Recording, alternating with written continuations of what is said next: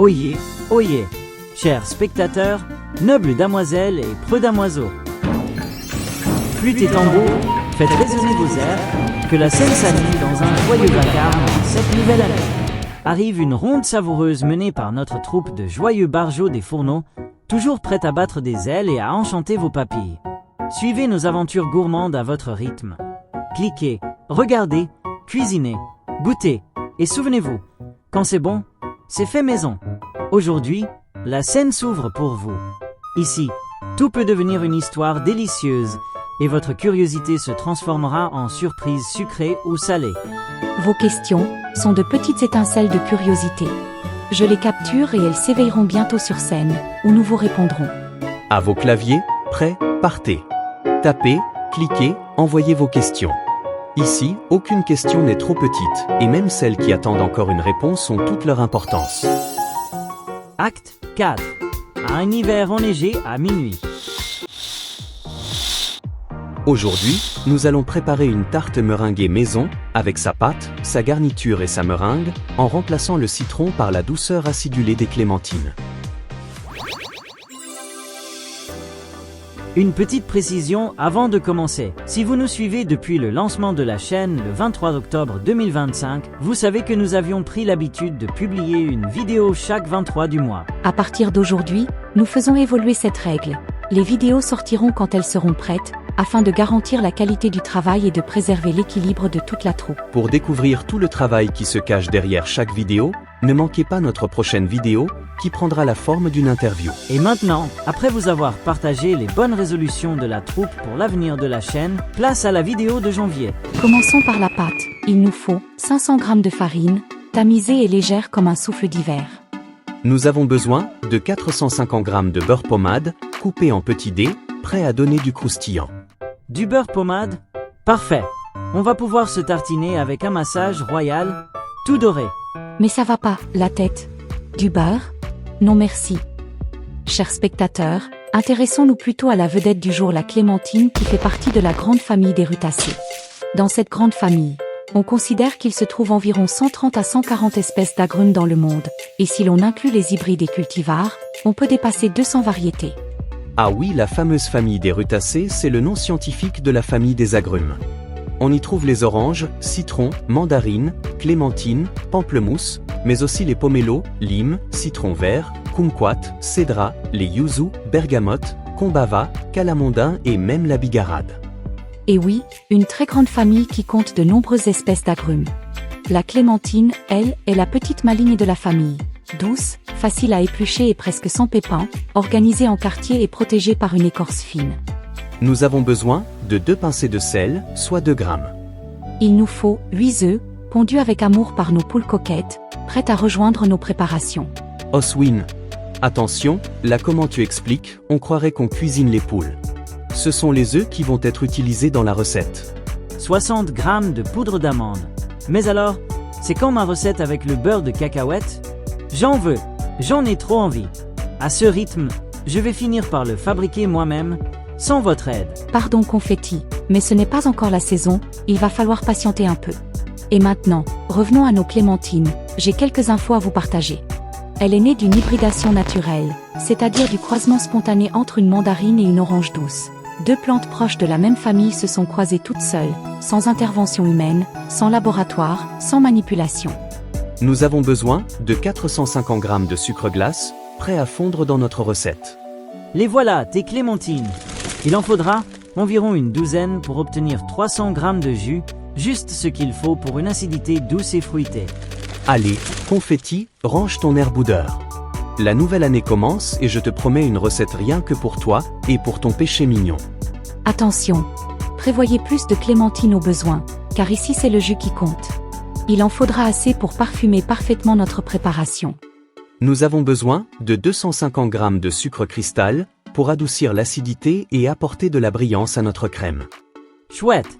2 cuillères à soupe de maïzena, juste ce qu'il faut pour que notre appareil à la clémentine devienne bien onctueux. Nous avons besoin de 4 œufs supplémentaires, mais uniquement pour les blancs. Quant aux jaunes, ils vont finir direct dans mon ventre. N'écoutez pas ce clown. Vous pouvez utiliser les jaunes dans une autre recette, ou préparer un délicieux lait de poule au miel. La touche finale. Pour ceux qui veulent relever le parfum de la clémentine, prévoyez quelques zestes bien parfumés. Et parlons maintenant du zeste. La peau de la clémentine est fine mais sous sa peau se cachent d'infimes poches remplies d'huiles essentielles. Ces poches se forment naturellement pour protéger le fruit des insectes et des microbes, et pour attirer les pollinisateurs grâce à leur parfum. Quand on râpe ou frotte la peau, ces poches éclatent et libèrent un arôme frais, puissant et acidulé, qui parfume instantanément nos recettes. Même une petite quantité de zeste suffit à parfumer un plat entier, tant l'arôme est concentré. C'est la magie de la clémentine. Nous y voilà enfin. Tout est prêt à rejoindre le robot vedette. Et me voilà, fidèle au poste, pour partager la scène avec lui. Encore une fois. Commençons par la pâte sucrée pour notre tarte meringuée. Tout d'abord, j'ajoute la farine dans la cuve de mon engin préféré. La poudre d'amande est versée dans la cuve, et la 200 g de sucre glace viennent compléter le mélange. 1. Du sel dans une pâte sucrée. Vous rigolez? Mais pourquoi on met du sel dans une pâte sucrée? Je veux comprendre, moi. Mais qui a inventé ça? Eh bien, confetti, oui, c'est surprenant. Au XVIIIe siècle, les pâtissiers ont commencé à ajouter un soupçon de sel dans les pâtes sucrées. Le sel rehausse les saveurs, fait ressortir tous les arômes et donne plus de profondeur au goût. Oh, le beurre pommade est arrivé en petits dés bien ramollis. Au moment où la feuille du robot va travailler, il va s'incorporer à la farine et au sucre pour créer une pâte souple et homogène. Voici nos œufs, nous en ajoutons 2. Parfois, un œuf peut être mauvais, et on ne veut pas contaminer toute la pâte. Pour éviter ça, je les casse un par un dans un ramequin, afin de vérifier qu'ils sont bons et qu'aucune coquille ne tombe dans la pâte, avant de les verser dans la cuve. Le robot démarre avec sa fameuse feuille. Une feuille dans un robot, vraiment? À quoi ça peut bien servir? La feuille, aussi appelée batteur plat, de mon robot en chef sert à mélanger nos préparations épaisses sans les secouer trop fort et à bien répartir tous les ingrédients dans la pâte.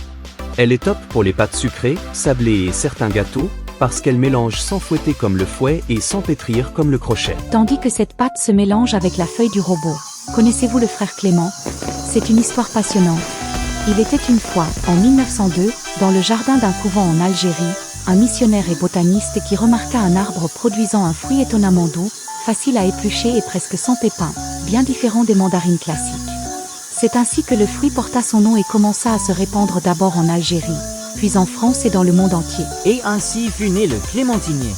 En Algérie, mais dites donc, quel lointain pays. Pourquoi il ne pousse pas tranquillement en France? Oui, tout à fait. Le frère Clément isola cet arbre, le cultiva et commença à propager ses fruits, partageant ses récoltes avec les habitants et les agriculteurs locaux. Mais la clémentine adore le soleil, la chaleur et les hivers très doux. En Algérie, elle ne craint presque jamais le gel. En France, à part dans le sud, le froid de l'hiver peut abîmer l'arbre et ses fruits. La clémentine est donc un peu frileuse, elle préfère les climats méditerranéens. Ainsi, ce fruit que nous dégustons aujourd'hui a traversé de nombreuses années depuis sa naissance. C'est le résultat d'une rencontre entre observation, patience et nature, qui nous régale encore aujourd'hui. Merci mon cher robot. Mission accomplie pour cette recette, tout est bien mélangé. Je verse le mélange sur le plan de travail, avec ma spatule, je décolle tout ce qui est resté accroché à la feuille. Zut, alors, le beurre pommade s'est évaporé. Adieu le massage royal. On façonne la pâte en boule, on la filme, et hop, direction le réfrigérateur pour une petite sieste d'1 heure. On passe au jus de clémentine. Je coupe chaque fruit en deux, à l'opposé du pédoncule, pour pouvoir bien ouvrir les quartiers et récupérer tout le jus. Ah, la partie que tout le monde adore, le jus. En moyenne, une clémentine donne environ 40 à 50 ml de jus, soit presque un petit verre pour 2 fruits. Évidemment, ça varie selon la taille et la maturité. Les plus grosses et bien juteuses peuvent approcher 60 ml, et les plus petites ou un peu sèches seront plutôt autour de 30 ml. En cuisine, mieux vaut compter 2 ou 3 clémentines par personne, pour être sûr d'en avoir assez. Attends, Oswin, mais si on n'a pas ce machin vert où le chef presse les quartiers de clémentine, comment je fais pour me faire un bon jus bien frais? Je n'ai plus qu'à courir après un marchand de jus. Voilà, avec 15 clémentines, j'ai environ 300 g de jus frais. Et toi, confetti, si tu n'as pas de presse-jus, eh bien, Tu peux toujours utiliser un jus de clémentine en bouteille. La pâte sucrée a bien reposé. Ce repos au frais est très important. Il permet au beurre de raffermir la pâte, ce qui la rend plus facile à étaler et évite qu'elle ne se rétracte à la cuisson. Je la réchauffe doucement avec mes mains, en la malaxant légèrement et en pressant doucement pour qu'elle devienne plus souple. Cette étape est super importante. En chauffant un peu la pâte, on évite qu'elle se fissure ou se casse quand on l'étale et puis elle se détend comme si elle s'apprêtait à affronter le rouleau à pâtisserie. J'étale la pâte sur le plan de travail et si des morceaux se détachent, je les remets en place et j'étale à nouveau. Je continue jusqu'à ce qu'elles deviennent lisses, sans craquelure, sur une épaisseur d'environ 5 mm. Ici, on va faire des trous dans la pâte avec un rouleau à picot, appelé docker à pâte. Si vous n'en avez pas, utilisez simplement une fourchette pour piquer la pâte. Décidément, la pâtisserie s'est tordue. On fait une belle pâte et ensuite, hop, on la crible de trous. Mais il est complètement fou, ce pâtissier. Alors, techniquement, ce ne sont pas de vrais trous. On pique juste la pâte, on crée de petits orifices pour laisser s'échapper l'air et éviter les bulles. Comme ça, le fond de tarte cuit bien uniformément et on obtient une pâte plate et croustillante, prête à accueillir toutes nos garnitures. On prend un cercle à pâtisserie et on fronce la pâte à l'intérieur, en appuyant doucement pour qu'elle épouse bien les bords. Et ça continue. Froncer une pâte, c'est pas comme froncer les sourcils. Elle va se mettre en colère et nous lancer des éclats de farine. Mais confetti, tu sors d'où? Alors froncer une pâte veut simplement dire bien appuyer les bords d'un moule ou cercle pour que la pâte garde sa forme et reste en place à la cuisson.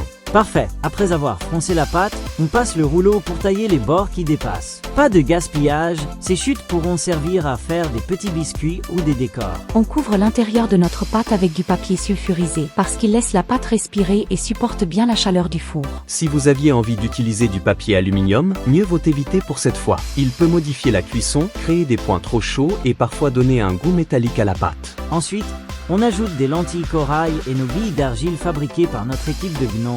Mais ils ont un peu raté leur coup. Les billes sont encore en cours de préparation. Qui sait, on aura peut-être plus de chance la prochaine fois. Tout cela sert à faire du poids et empêcher la pâte de gonfler pendant la cuisson. Lentilles, haricots, pois chiches, tous les légumes secs peuvent faire l'affaire. Après le passage au four, surtout on ne les mange pas et on ne les jette pas. On les laisse refroidir et on les garde dans une boîte. Ils deviennent nos alliés pour les prochaines pâtes à blanc. Dans le four préchauffé à 200 degrés, on enfourne et on laisse la pâte cuire 15 à 20 minutes. Surveillez bien, la pâte doit juste dorer. Voilà, à nouveau, notre jus. Avec ça, on va pouvoir préparer la crème de clémentine. Normalement, c'est au citron, mais cette version douce avec la meringue sucrée, un vrai régal pour les papilles. Exactement, on va transformer ce jus en clémentine kurde. Tout d'abord, j'ajoute mes 6 œufs vérifiés dans la casserole déjà sur le feu. Ensuite, on verse le sucre en poudre et le jus de clémentine, et on commence à mélanger. Regardez-moi cette couleur orange qui scintille. Abracadabra, maïzena. Regardez cette crème, elle chauffe doucement, gonfle un peu, et devient onctueuse. Attention, ça sent la gourmandise qui arrive. En regardant cette crème kurde épaissir, revenons un peu sur le jus. Le principe du pressurage est très ancien. D'abord utilisé pour le vin ou le cidre, il a été étendu à d'autres fruits.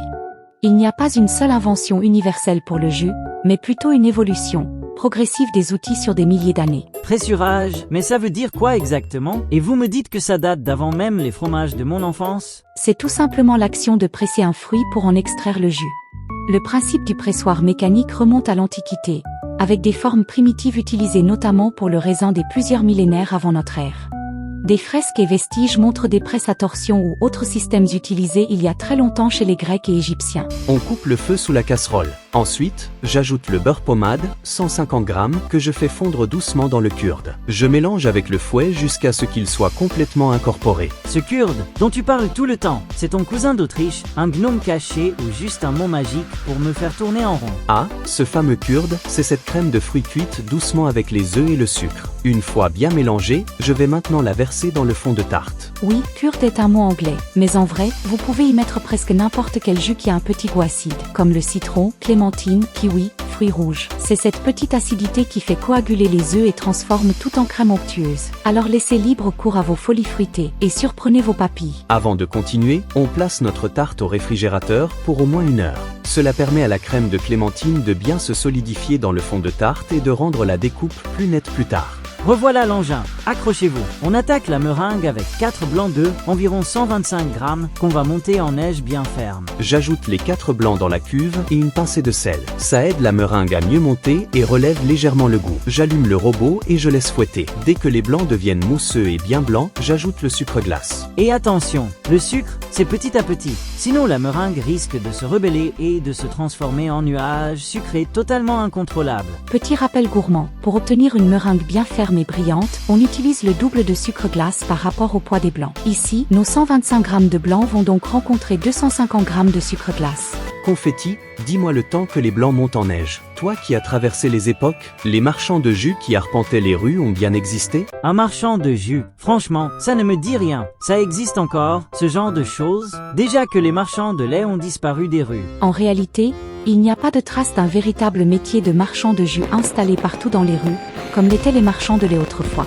En revanche, aujourd'hui encore, on peut croiser des stands ou des vendeurs de jus frais pressés, où l'on déguste un verre de jus fait à la demande, avec toutes sortes de fruits. Une fois le sucre bien incorporé, notre meringue montée bien ferme est prête à être pochée sur la tarte, aérienne et délicate, prête à fondre sous la cuillère. Pas de poche à douille, pas de problème. Vous pouvez étaler la meringue avec une simple cuillère. Pendant que vous faites ça, je vais vous expliquer une dernière histoire sur l'extraction du jus de fruits. Le premier brevet moderne pour une presse à fruits a été accordé à Madame Madeline Turner, inventrice américaine d'Auckland, le 25 avril 1916. Sa Turner S Fruit Press pressait les fruits entre des plaques pour en extraire le jus efficacement. Cette invention a été jugée ingénieuse et a inspiré la plupart des extracteurs modernes que nous connaissons aujourd'hui. Et pour le grand final, on allume la cuisine. Ah non, juste un petit chalumeau pour caraméliser le dessus de la tarte. Mais rassurez-vous, si vous ne le faites pas, ce sera délicieux quand même. Une fois la meringue ajoutée sur la tarte, replacez-la au réfrigérateur jusqu'au moment de servir, sinon elle risque de fondre à température ambiante. Avec cette recette, on obtient 12 parts pour moins d'1,10 € chacune. Une tarte gourmande, économique et accessible à tous. Et voilà, après toutes ces péripéties qui nous ont fait prendre du retard, nous sommes ravis de vous avoir présenté cette merveilleuse recette. Cette scène est la vôtre autant que la nôtre. Vos messages, vos idées et vos curiosités font partie du spectacle autant que nos recettes et grâce à vous, le rideau continue de se lever. Et attention, vos questions pourraient même faire trembler nos chaudrons ou déclencher un fou rire dans les loges. Ceux qui nous suivent le savent, ici, rien n'est figé, tout évolue au fil du temps. N'hésitez pas à nous raconter vos petites anecdotes ou vos idées gourmandes, chaque mot partagé peut inspirer une nouvelle aventure sur scène. Merci pour votre patience. Et d'être resté avec nous jusqu'au bout. Ne manquez pas la prochaine aventure.